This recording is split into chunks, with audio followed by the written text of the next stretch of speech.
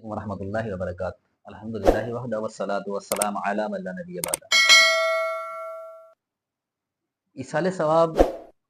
کیا ہوتا ہے یا نہیں ہوتا لوگوں میں، اس میں بھی ایک لوگ تذبذب کا بھی شکار رہتے ہیں، اور لوگ بڑا جو ہے اس میں بحثیں بھی ہوتی ہیں، اور یہ بھی بڑا ایک معرکۃ الآراء مسئلہ بنا ہوا ہے کہ ایصال ثواب ہوتا ہے یا نہیں ہوتا۔ دیکھیں، ایصال ثواب ہوتا ہے اور ایصال عذاب بھی ہوتا ہے، اور ایصال ثواب اور ایصال عذاب، دیکھیں ایصال ثواب کون کر سکتا ہے، کس کو کر سکتا ہے، اس کے بارے میں ہمیں شریعت نے کچھ اصول بتائے ہیں۔ نبی علیہ السلام کی حدیث ملتی ہے، پیارے آقا علیہ الصلوۃ والسلام فرماتے ہیں کہ انسان جب اس دنیا سے جاتا ہے، اس کو موت آتی ہے تو اس کا نامہ اعمال بند ہو جاتا ہے، اور سوائے 3 چیزوں کے اس کا ہر عمل بند ہو جاتا ہے، منقطع ہو جاتا ہے۔ 3 اعمال ایسے ہیں جو اس کو مرنے کے بعد بھی ثواب پہنچاتے ہیں۔ ایک صدقہ جاریہ،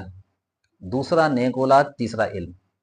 یہ 3 چیزیں جو اس کو مرنے کے بعد بھی فائدہ پہنچاتی ہیں۔ یعنی کہ نیک اولاد، وہ اپنے پیچھے ایک نیک اولاد چھوڑ کے گیا اور وہ نمازیں پڑھتی ہے، دین کی طرف راغب ہے اور دین پہ عمل کرتی ہے، وہ شخص جب تک نماز پڑھتا رہے گا اس کے باپ کو، اس کی ماں کو ثواب ملتا رہے گا۔ وہ جب تک قرآن پڑھتا رہے گا اس کے ماں باپ کو ثواب ملتا رہے گا۔ جب تک نیک عمل کرتا رہے گا اس کے ماں باپ کو ثواب ملتا رہے گا، چاہے وہ اپنے ماں باپ کے نام سے کنویں کھدوا دے، اپنے ماں باپ کے نام پہ سے جو ہے قربانی کر لے، یا اپنے ماں باپ کے لیے جو وہ عمل کرے گا، چاہے وہ خود اپنے لیے کرے یا اپنے ماں باپ کے لیے، اس کے ماں باپ کو ثواب ملتا رہے گا، کیونکہ اس کی پرورش میں اس کے ماں باپ کا ہاتھ ہے۔ دوسرا علم، کوئی شخص کسی کو ایک علم سکھاتا ہے، قرآن کا علم سکھاتا ہے، دین کا علم سکھاتا ہے، اور اس کو دین کی طرف لے کر آتا ہے، یا قرآن کا حافظ بناتا ہے، قرآن کا قاری بناتا ہے، تو وہ شخص جو استاد سکھانے والا ہے وہ اس دنیا سے چلا جائے، شاگرد جب تک اس قرآن کو پڑھتا ہے، اس پر عمل کرتا ہے، اس کی تبلیغ کرتا ہے، اس شاگرد کے برابر اس استاد کو بھی ثواب ملتا رہے گا جس نے اس کو علم سکھایا۔ جو دین کا علم سکھانے والے لوگ ہیں اور وہ اس دنیا سے چلے جائیں، جو سیکھنے والے لوگ ہیں، ان کے شاگرد ہیں، جب تک وہ اس پر عمل کریں گے ان کو ثواب ملتا رہے گا۔ تیسرا، انسان کا اپنے ہاتھ سے کیا ہوا صدقہ، یعنی کہ ایک شخص نے ایک مسجد بنوا دی، جب تک،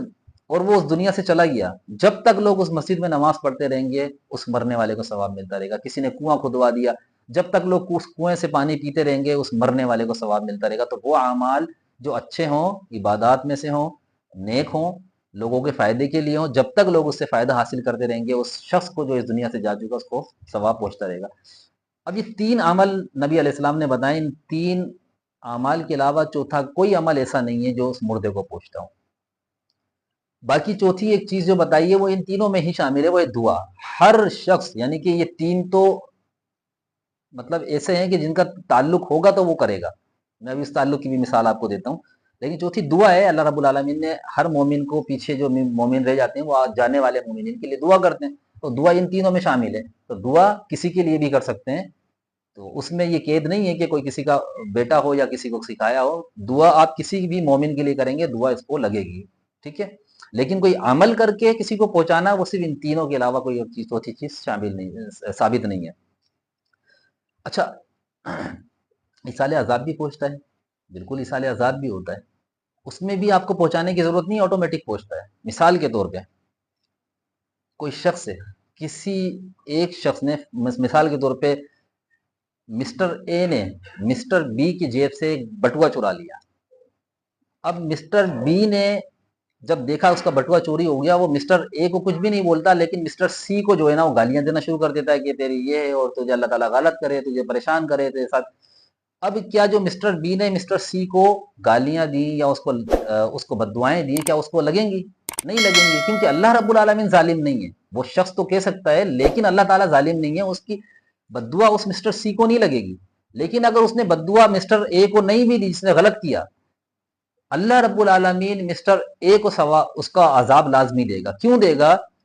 جب تک وہ توبہ نہ کر لے، ٹھیک ہے۔ اس کا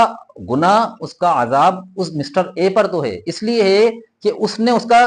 بٹوا چرایا، اس کو نقصان پہنچایا، تو اب وہ اگر مسٹر اے کو بددعائیں دے گا تو لگے گی، اور اگر اس کو نہ بھی دے جب بھی لگے گی، کیونکہ اس نے اس کو تکلیف پہنچائی ہے۔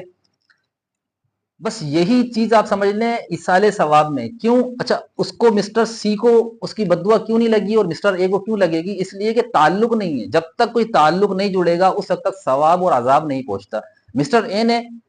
اس کی چیز چرائی، اس کو نقصان پہنچایا، اس کو تکلیف دی، اب اگر وہ اس کو بددعائیں دے گا تو یقیناً پہنچیں گی۔ مسٹر سی نے ایسا نہیں کیا تھا لیکن اس نے مسٹر سی کو بددعائیں دی، تو ایسا نہیں ہو سکتا اس کے ساتھ اللہ، کیونکہ اللہ تعالیٰ ظالم نہیں ہے۔ اسی طریقے سے جب ایصال ثواب کو ہم دیکھتے ہیں تو ایصال ثواب میں وہ تعلق جو نبی علیہ السلام نے بتایا، 3 تعلق ہیں، یعنی کہ اگر وہ نیک اولاد ہے اور وہ نیک اولاد نیکی کا کام کرتی ہے تو ماں باپ کو اس کا ثواب ملتا رہے گا، کیونکہ ایک تعلق جڑ گیا نا، پرورش کی ماں باپ نے، جب ماں باپ نے اس کی پرورش کی تو ان کی پرورش میں ماں باپ کا حصہ ہے، تو ماں باپ اس کی تربیت کرتے ہیں، اس کی پرورش کرتے ہیں، اس کو صحیح راستے پر لے کر آتے ہیں، تو اب وہ جو عمل کرتا ہے اس عمل کا ثواب اس کے ماں باپ کو ملے گا، ایک تعلق جڑ گیا۔ دوسرا علم، کہ استاد نے اس کو اچھا علم سکھایا، قرآن کا علم سکھایا، حدیث کا علم سکھایا، دین کا علم سکھایا، اب وہ شخص جو عمل کر رہا ہے تو ایک تعلق جڑ گیا استادی شاگردی کا، کہ اس شخص کو دین کا ایک اچھا عمل سکھایا، تو اب وہ جو عمل کر رہا ہے تو اس عمل کا ثواب اس کے استاد کو ملے گا، کیونکہ ایک تعلق جڑ گیا۔ تیسرا کہ اس شخص نے خود اپنے ہاتھ سے ایک نیک عمل کیا اور اس نیک عمل کے بعد اس دنیا سے چلا گیا، جب تک اس کے کیے ہوئے صدقے جاریہ سے لوگ فائدہ اٹھائیں گے اس شخص کو ثواب ملتا رہے گا، کیونکہ اس سے تعلق جڑ گیا کہ اس نے جو نیک عمل کیا تھا، مرنے والے نے، اس نیک عمل کرنے والے نے جو عمل کیا تھا اس سے لوگ فائدہ حاصل کر رہے ہیں، لوگ فائدہ حاصل کر رہے ہیں تو اس کو ثواب آٹومیٹک ملے گا۔ اب یہاں پہ ایک چیز تو یہ سمجھنے کی ہے کہ سب سے پہلی چیز کہ جب تک تعلق نہ ہو نہ ثواب پہنچتا ہے نہ عذاب۔ ایصال ثواب بھی تعلق کی بنیاد پر، ایصال عذاب بھی تعلق کی بنیاد پر۔ دوسرا یہ کہ اللہ رب العالمین نے اسلام میں ایصال ثواب کا آٹومیٹک سسٹم رکھا ہے، یعنی کہ ایک شخص اگر وہ معذرت اگر وہ ان 3 تعلقات میں سے کسی ایک تعلق سے جڑا ہوا ہے، یا تو وہ اولاد ہے، یا وہ شاگرد ہے جس نے اپنے استاد سے اچھا علم سیکھا، یا پھر اس نے اپنے ہاتھ سے صدقہ جاریہ کیا ہے، اللہ رب العالمین نے آٹومیٹک سسٹم رکھا ہے کہ وہ جب تک نیک عمل کرے گا، یعنی کہ ایک اولاد اگر نماز پڑھ رہی ہے، وہ نماز کا ثواب نہ بھی پہنچائے اس کے ماں باپ کو ثواب ملے گا۔ ایک شخص قرآن پڑھ رہا ہے، اگر وہ قرآن کا ثواب اپنے استاد کو نہ بھی پہنچائے، جب بھی اس کے استاد کو ثواب ملے گا، جتنا اس پڑھنے والے کو ملے گا اتنے ہی اس شخص کو بھی ملے گا جس نے اچھی سنت ایجاد کی، اچھا طریقہ ایجاد کیا، یا اس کو اچھی چیز بتائی۔ تو اب جو شخص عمل کر رہا ہے، اب وہ ثواب نہ بھی پہنچائے تو اس کا ثواب ملے گا، یعنی کہ اسلام نے آٹومیٹک سسٹم رکھا ہے، مینول نہیں رکھا۔ تو آپ ضروری نہیں ہے کہ آپ کوئی محفل بنا کر، محفل سجا کر کوئی خاص عمل کریں، اس خاص عمل کو سامنے لوگوں تک پہنچانے کی کوشش کریں، تو ایسا کوئی سسٹم اللہ تعالیٰ نے یا نبی صلی اللہ علیہ وسلم نے نہیں بتایا ہمیں دین میں۔ ہاں، جو سسٹم میں نے آپ کے سامنے ذکر کیا یہ قرآن و سنت سے ثابت ہے الحمدللہ، اور یہی سسٹم سب سے بہترین بھی ہے، انسان کی عقل میں بھی آنے والا ہے، کہ بالکل اللہ تعالیٰ نے انسان کی فطرت کے مطابق رکھا ہے، بالکل آٹومیٹک سسٹم ہے۔ آپ نماز پڑھیں آپ کے ماں باپ کو ثواب ملے گا، آپ نیک عمل کریں، یعنی کہ انسان نیکی کی طرف اسی طرح راغب ہوگا کہ یار میں نیک عمل کر رہا ہوں میرے استاد کو ثواب ملے گا، میں نیک عمل کر رہا ہوں تو میرے ماں باپ کو ثواب ملے گا۔ تو یہ انسان نیکی میں بھی بڑھتا ہے، اور پھر اسلام کی خوبصورتی یہاں نظر آتی ہے کہ واقعی میں اسلام اتنا خوبصورت مذہب ہے کہ اللہ تعالیٰ نے ہر شخص کو اس کے حق سے زیادہ دیا ہے۔ لیکن ہم ایک خاص محفل بنا کر جب کسی کو ایصال ثواب کی کوشش کرتے ہیں، دیکھیں وہ چیز ایک تو ثابت نہیں، دوسرا یہ کہ پھر آپ کس کو یہ بتانا چاہ رہے ہیں۔ تو بہرحال جو طریقہ ثابت ہے سنت سے، شریعت سے، انسان اس پر عمل کرے گا تو عافیت بھی ہوگی اور سنت کا ہی ثواب انشاءاللہ اس کو ملے گا۔ وما علینا الا البلاغ۔